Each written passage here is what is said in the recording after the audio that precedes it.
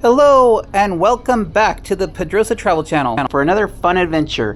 In this adventure we are going to continue our little trip in the Netherlands by walking in the historic area of Amsterdam.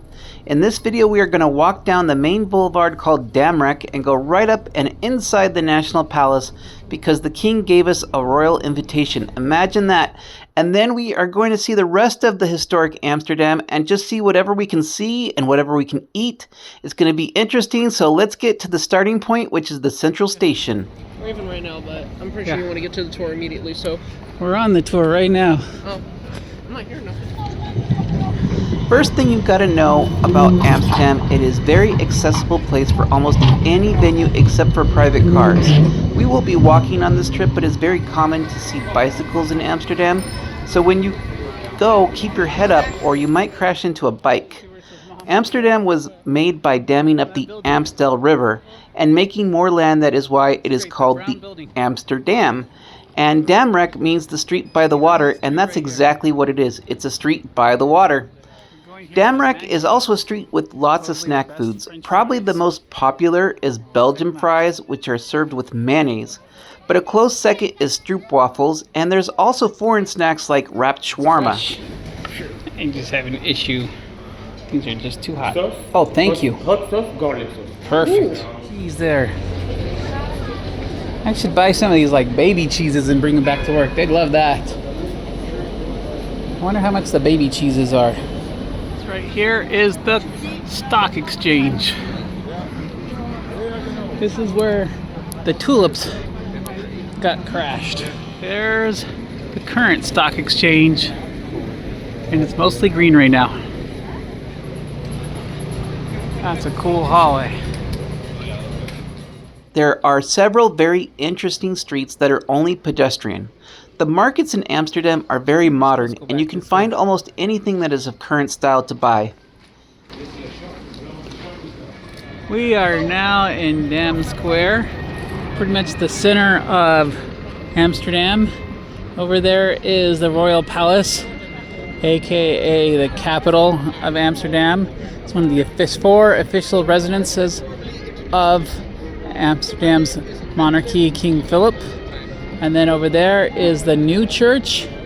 And then we're just surrounded by all sorts of artisans, and we got some Palestine protests going on over here, and buskers, and all sorts of stuff going on here. It's funny, they call it the new church, but it was built in 1408. It's just 100 years younger than the oldest We church. are now walking the red carpet into the Citizens Hall.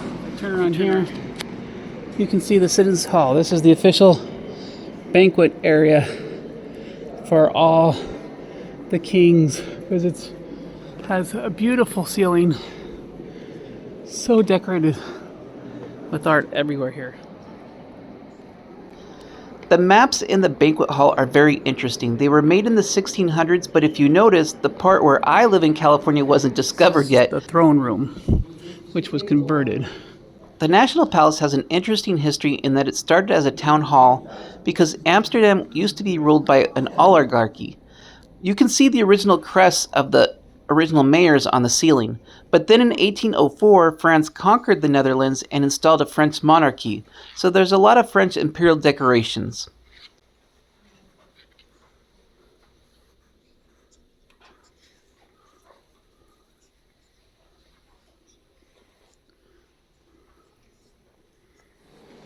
The reason why we got to see the palace is because the king has an annual art exhibition and all the teenagers of the Netherlands get to submit paintings, and then the king chooses a winner.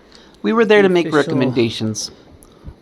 Royal art contest where the king invites young artists to come and paint, and then he picks one of the paintings as the official artwork that year for the kingdom. This area is where the king has his quarters. This is used these days for ceremonies. These windows are very important to the Netherlands because the king will use them to make speeches to the public.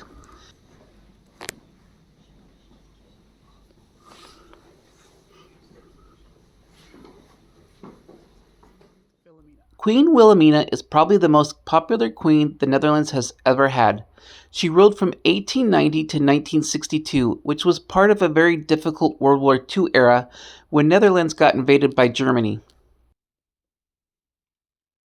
As noted, the palace has a lot of French imperial influence because Napoleon's sister-in-law decorated almost all of the rooms. But the funny thing is she hated the palace, and she only lived there for 2 years because the people of the Netherlands revolted and kicked the French-appointed king and queen out. Luckily for the French monarchy, they did not have to go where we are going next, which is the Hall of Judgment.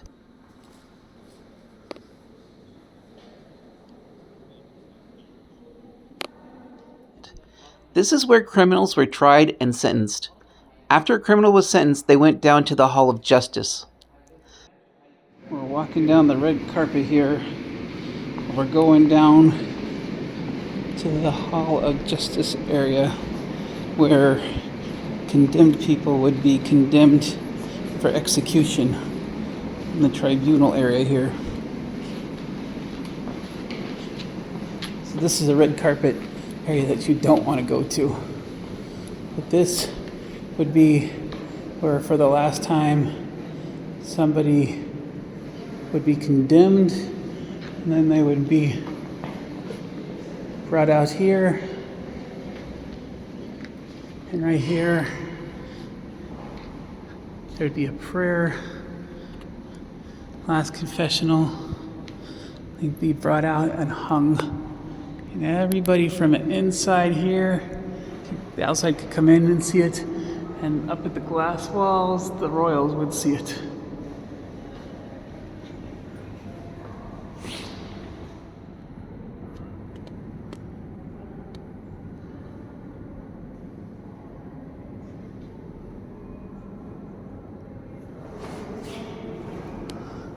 And up there would be the hanging post.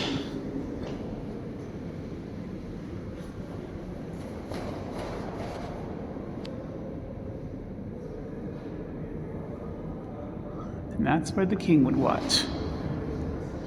We're now going on the pedestrian mall known as Kalverstraat.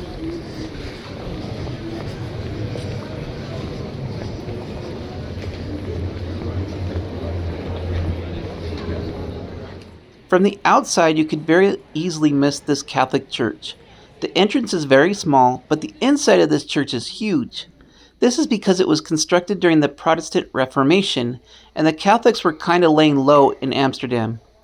The name of this church is the Papagayo Church, which means the Parrot Church, because there used to be a parrot at the church, and the legend said he would squawk if he saw a Protestant coming in.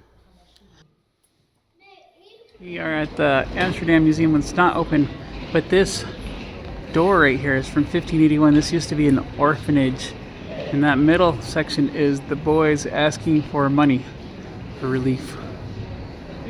And it's very crooked here. Everything's crooked because everything was built on marshy water.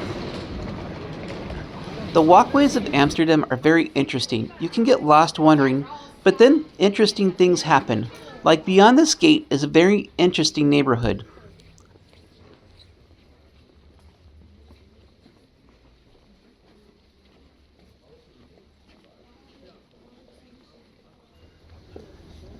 This is the Begijnhof. It's a private residency area from 1660. The Begijnhof is an interesting neighborhood in that it's women-only community. No men are allowed in this community after 5:30 p.m. But in their church you will find a chapel, and it has the flags of all the Americas in it. Because it was in this church the passengers of the Mayflower planned their trips to the Americas.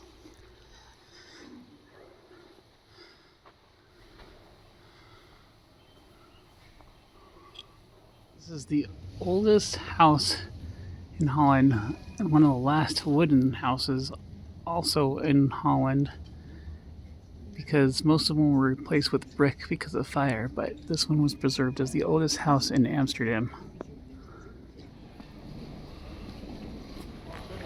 We are now going to leave the historic center and start walking towards the Jordan neighborhood, which is kind of the bohemian neighborhood of Amsterdam. So we're at the mid tower over here, which used to be the old city gate, and It was founded in 620, but apparently now it's known for being in the marijuana community because they stopped the clock at 4:20, which apparently that's a big thing. And if you're ever wondering if you're going to find anything to read, well, right there is an English bookstop. Actually, most of Amsterdam speaks English. Everybody that we've spoken to speaks English, especially if they want to buy something. So it doesn't surprise me at all that there's an English bookstore here. We're supposed to... Oh, there's the theater. Over there is a diamond shop. Diamonds have been a thing in Amsterdam ever since the Dutch colonies invaded Africa and were mining there. So it's very common to have diamonds here in Amsterdam. This would be something Denise would want to do, going to the flower market. All those flowers that we saw before are on sale here. And have been so since the 1600s. There's actually some flowers here that you can actually bring back to the US. I'm guessing the cannabis one is not one of them though. But you can bring back some of the tulips over there. An interesting local dish is pickled herring. We are in front of the famous herring market. That's what the flags are behind me. And down below, I have some raw herring. Basically, it just has pickles and onions on it. And we're gonna see how it tastes, AJ. What do you think? Yeah. Or paying attention to this fat pigeon. Well, first of all, I have to say the pickle was really good. And now for the main event. It's not as bad as I thought it would be. It's fishy, but it just tastes like gelatin. You should try a piece, AJ. Yeah. Come on, you gotta do it. Let's try one. Take one.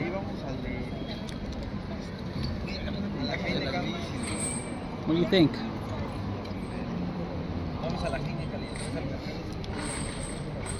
You find a new favorite? It's a worse version of fake crab.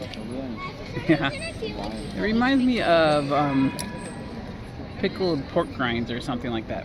It's very gelatin. Doesn't really taste fishy at all, but I'm cool with it. Very healthy, they say.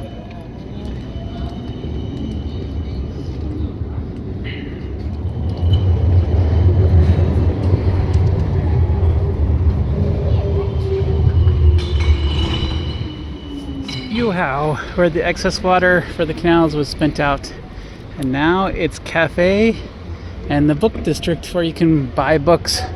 All the bookstores are in this area, and English books included, Dutch books, pretty much every language of books here.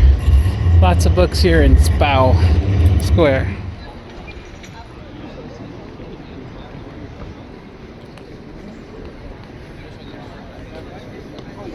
Look at all those. These are all the carts that they get, all the bicycles that they get out of the river.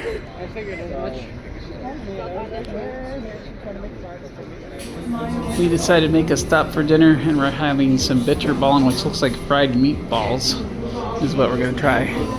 And here, they really like their french fries. Everybody sells french fries here.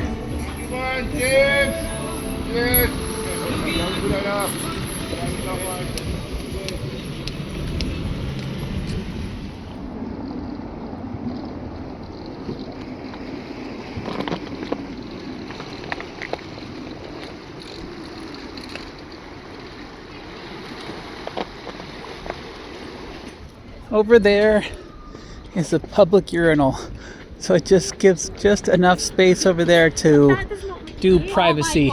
But as you can see, it doesn't cover much. They do have more traditional urinals over here, but I think that's kind of funny. The public urinal over there. This apple pie smells really good. We can hear the carillon going. Inside the carillon, there is a live musician playing. And in the same church is buried Rembrandt, but nobody knows exactly where in the church he is buried, but he is in there. There's the tower right there.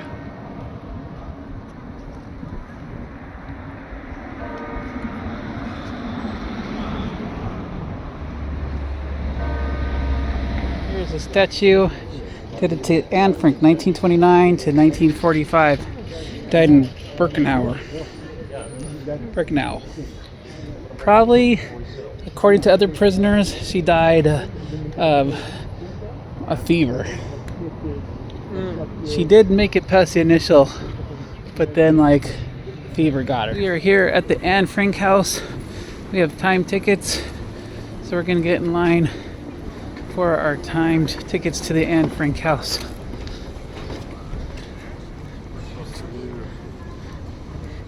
There's two lines, one's for the museum and one's for a program, and we're in the program line. Yeah, this is a program one, Yeah. the blue one. I think we're in the right one.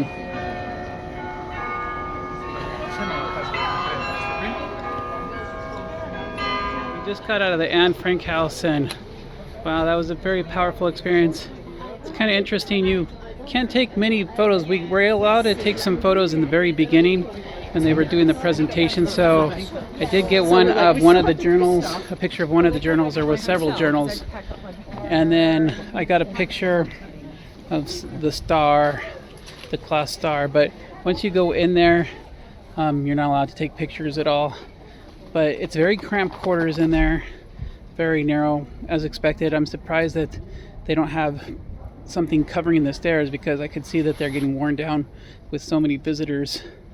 But it's so sad that like they were so close to the end. I mean, Holland was basically a few days away from being liberated, and they still got caught. It was like a month away from Yeah, a being month. liberated. They were already, D-Day had already happened, and they were pushing inland, and yet they got caught, and they in the end died of disease. And so very sad in Bergen-Belsen. Nighttime on the canals. So I can show our room. They cleaned it. Looks very nice. Everything's nice in order. AJ's tired. Well, we are back at the hotel, and that was a very long day of walking. We did almost 20,000 steps. Hope you enjoyed this video. If you did, like and subscribe, and tomorrow we're gonna do a whole nother day. We'll probably end up at The Hague sometime tomorrow. We'll see how it goes. Yeah.